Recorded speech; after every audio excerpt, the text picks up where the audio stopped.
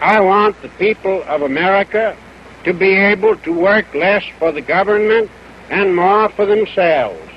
I want them to have the rewards of their own industry. Okay. Some people out there, somebody wants you to go to work, and I want you to go to work. We have two individuals on our show tonight who have created a job for themselves, and I'm pretty sure it's a job.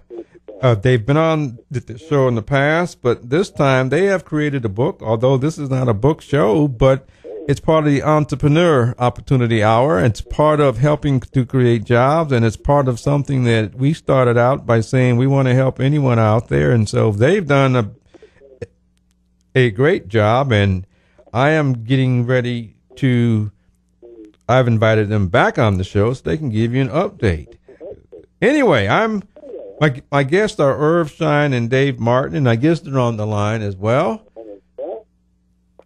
Well, I'm on the line, Irv Shine. Okay, Irv, how are you? Fine, and I was very impressed with your introductions. Okay, is Dave there? Excellent. Yes, Dave Martin here. Thank you. Okay, these guys have created an incredible book. It's called The Thinking Academy. It's on my desk right now, and you can have a chance to look at it. And I'm going to let them tell you what the Thinking Academy is. Matter of fact, I'm going to let you guys choose which one wants to do the talking. But they've created a book. It's called The Thinking Academy. And I'm sure for most of you probably wonder what that is. So I'm going to ask you, I'm going to say, welcome to the show, Dave and Irv. All right. Right. Well, I'll start out.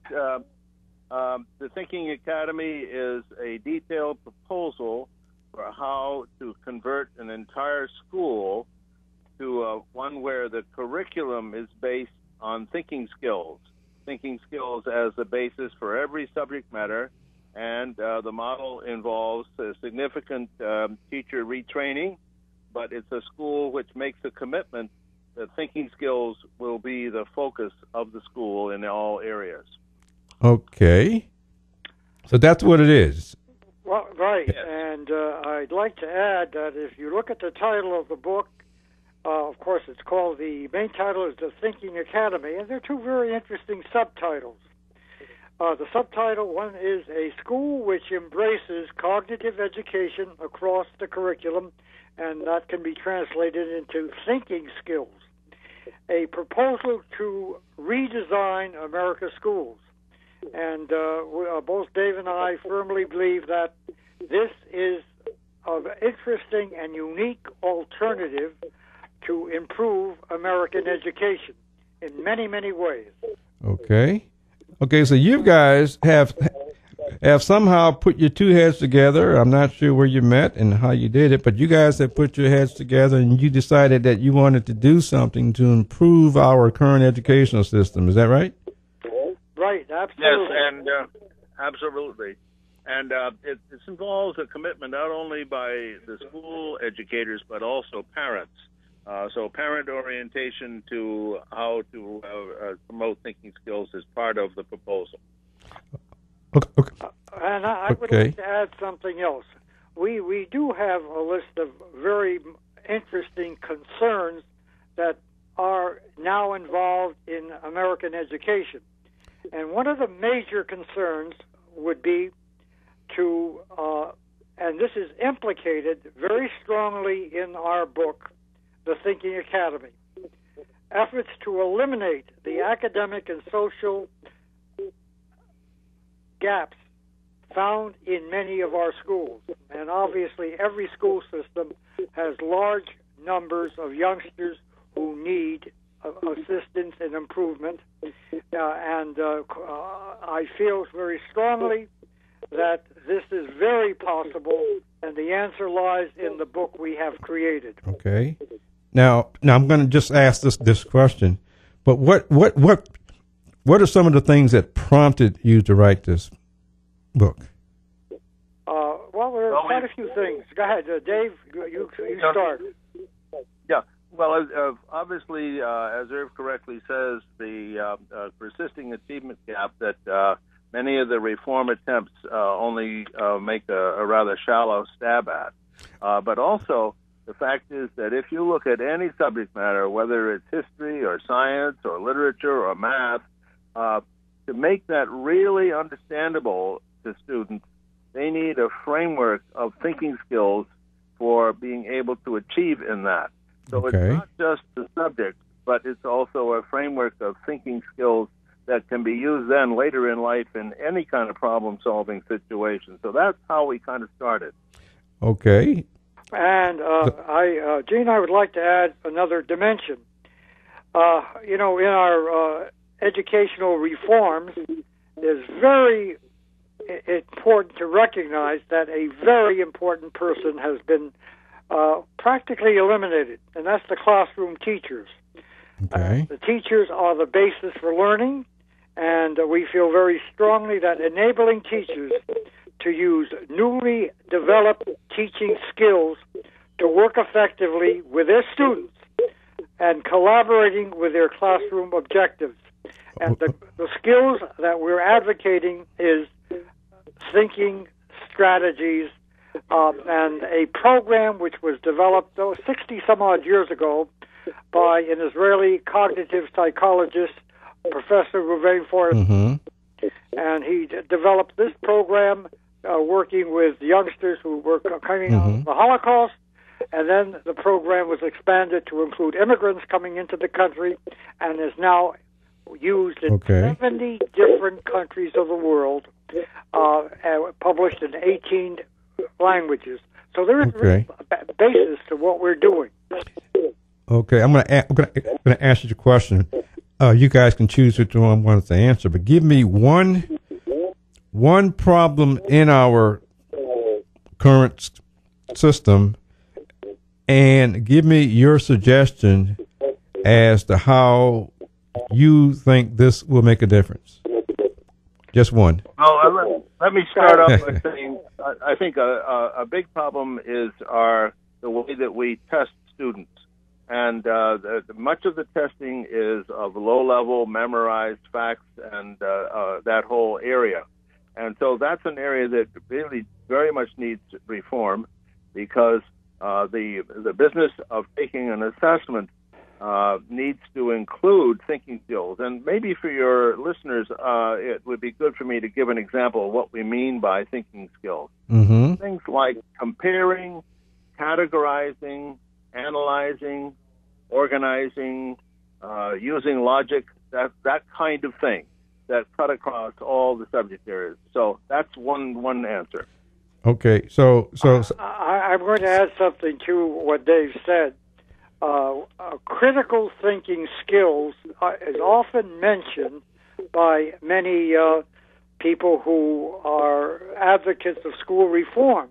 But unfortunately, there is no program that really teaches critical thinking skills, unless it's our program, which obviously emphasizes thinking strategies. And critical thinking is a thinking strategy that is often completely and totally forgotten. Okay. Should have the opportunity to utilize this skill among many other skills. Okay, now, in the example that Dave gave in terms of the testing that you mentioned, is that right, Dave? Yes. What? I think that's one area. What? Yeah. That's one area, right. What solution do you have that's different than our current approach? Well, first of all, we need to have instruction which emphasizes not only subject matter but also thinking skills. And then secondly, we need to revise the way we assess children to include the more than just the memorization, so that they can demonstrate their ability to solve problems. Okay. Problems in each subject area, as well as solve real-world problems. Okay, great. Now, what I'm going to ask you, what prompted you to do this anyway? I think we spent Dave, just to add to what you said, it's the current reforms that have really forgotten the importance of the teacher and the parent and the student, because this is really the core of education. And we want kids to be critical thinkers. We want kids to know how to analyze and categorize, as David said, because it is what is a practical phase of learning, and it should be encouraged. Okay, so if you don't mind me saying, you guys have taken on that task, and you've gone far enough to not only speak it, but to write it, and now you're looking for ways to implement it. Is that that in the ballpark somewhere? Well, absolutely. Let's describe any school can be converted into a thinking academy through effective teacher staff development and using the skills that we talked about that are an integral part of our program. And so we do have good teachers in schools, but we want to make them even better teachers by the acquisition of these additional skills. Oh, okay. Okay. Very good. Good point. Good point. Anyway, I believe we have a caller on the line that's going to be asking you a question somewhere sooner or later. Just want to let you guys know so that you get prepared. Anyway, but now that you have this book and it's launched, it's a pretty hefty book, and it's designed to change the school system. Will it change the personnel that makes up the system, or just what? No, I'm sorry. I want to emphasize it doesn't change the personnel. In fact, the point that Irv made is absolutely right, that we're interested in working with existing teachers and making them better teachers, as Irv correctly said. And so this does not require a change in personnel. It requires a change and a commitment to a different form of curriculum and to staff development. Okay. Now, here's an off-the-wall question, but how much time did you put in preparing this book, or how many years or months or something like that? Wow. It's been underdeveloped for quite a few years. Initially, we put out an initial edition. Mm-hmm. Felt there were many things lacking in that edition.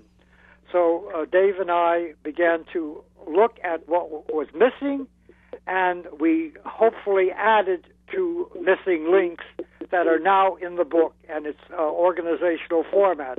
Plus, there are a number of photographs that are in color that emphasize teachers in action. Okay. Teachers doing their job. All right. Okay. We got a call on the line that's been waiting. Yep. We've got David on the line on line 3. Okay. Hello, David. Yeah, how are you, Gene? Hello. I didn't catch your guests' names. I tuned in a little late. But, I was going to ask, they're probably certainly aware of what's called the Socratic method. Socrates was the famous philosopher of thousands of years ago, and his method apparently was to essentially teach people how to critically think. If they're asked a question, how to look at a problem in such a way that you could build, all of the parts to it and make as if you're going to be a consultant. And if you were asked farming, you would need to know about rainfall and about soil quality and quantity of seeds available and all sorts of different things. So looking at problems from a bigger picture to be able to build. So I'm just wondering if, first of all, if they are using some of the old Socratic methods in their book.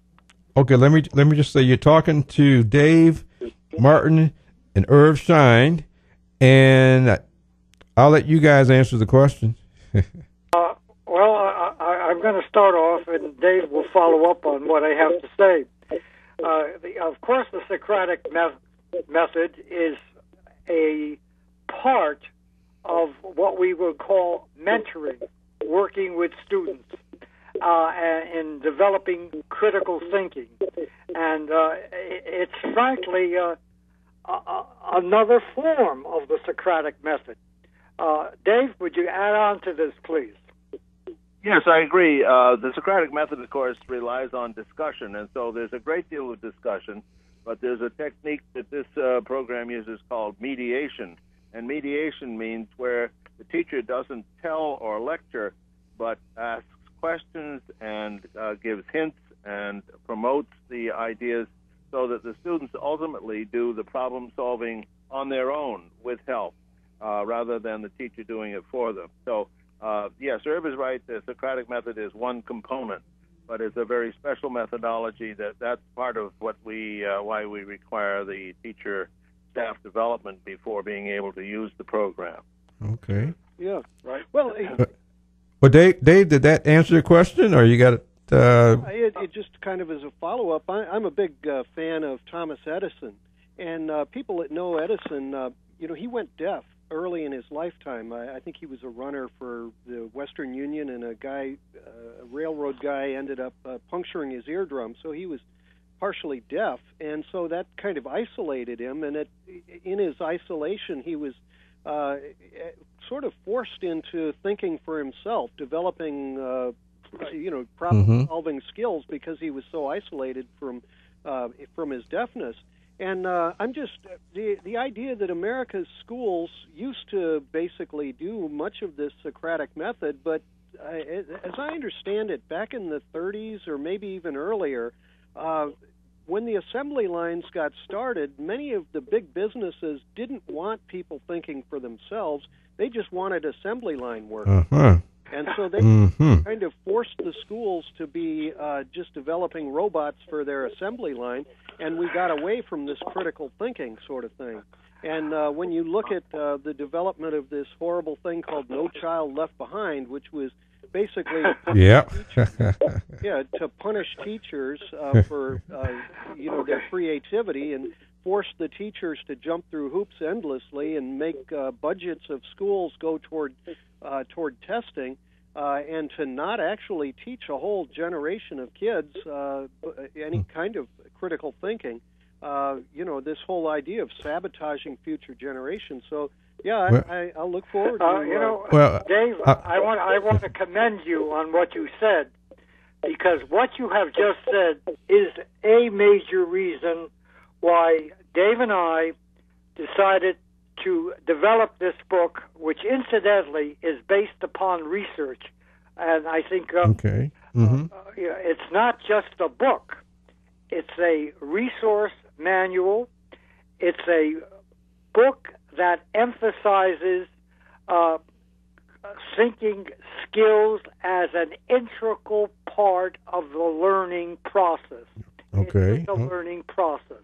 Okay. And we're proud to say that it has been used and is being used in a few schools in the United States.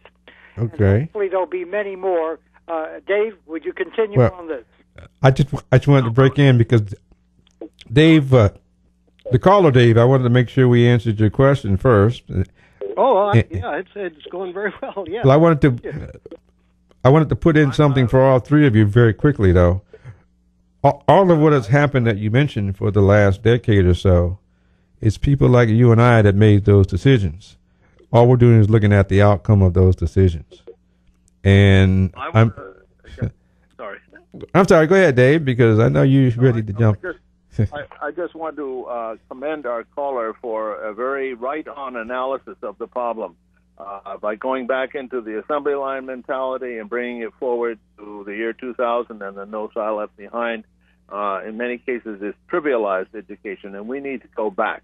Great. And we need to go put the substance back in. So you analyzed it very well. Yeah, and I'm certainly glad you're on board, because your thinking definitely coincides with our thoughts, and except that we do have an academic component that has been fully implemented.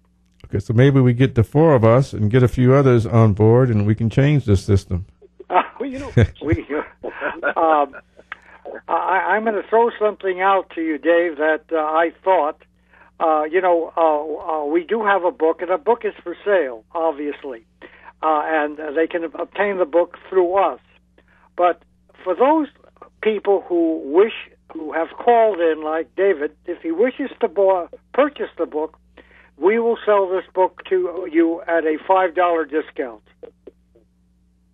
Heck of a deal. And we probably should give out Okay. the address. Well- Oh yes. Right. I was going to ask. If it, Yeah, the email address, or if you want to give your email address. My email address is ISCHEIN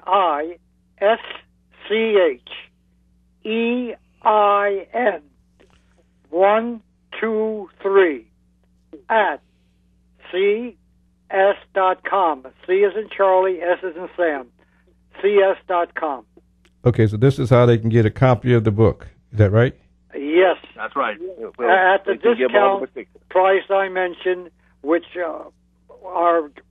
this is being offered to those people who will call in or have already called in, and if they're interested in purchasing a rather unique manual that can be used as an excellent reference, and it does, and that's just full of relationships to research. Okay, now let me just clarify. I want to make sure. Are you saying that anyone who calls the show, you will give them a discount on the book? Yes, that's right. Absolutely. Okay, so they've got to call the show. That number is 727-441-3000. Now, can they send me an email as well? Absolutely. Okay. Anyway, so you listeners out there, if you want a copy of this book, they're going to tell you a bit more in a few seconds, but you can also send me an email, and I'll make sure that they get it. And that email goes to theopportunityhour@gmail.com. One last thing. I'll hang up just to let the next caller in, but do they need help approaching school districts? If people are listening and want to get involved this would be a very positive way of doing it, because we are approaching school districts and here in Florida, and I think our program is needed. We don't plan to replace anything within the school except to train the teachers effectively to use the methodologies developed by Professor Romain Feuerstein. And he calls this program instrumental enrichment. Okay. Dave, would you continue on, because you've done extensive training in this area? And I'll go ahead and hang up, Dean. Thanks. The training is involved in a series of intensive full-day workshops, which we can certainly give you more information on. But it becomes a different way of teaching. And as I said before, we strongly recommend parent involvement as well. Okay. Okay, well, Dave, thanks for the call. We're going to take a short break. And Irv and Dave, can you guys stay on the line a little longer? I got a couple more questions for you. Yes, we can. Okay, you're listening to Irv Schein and David Martin, the creators of the Thinking Academy. This is Gene Hodge with the Employment Opportunity Hour. We'll be right back after a word from our sponsors.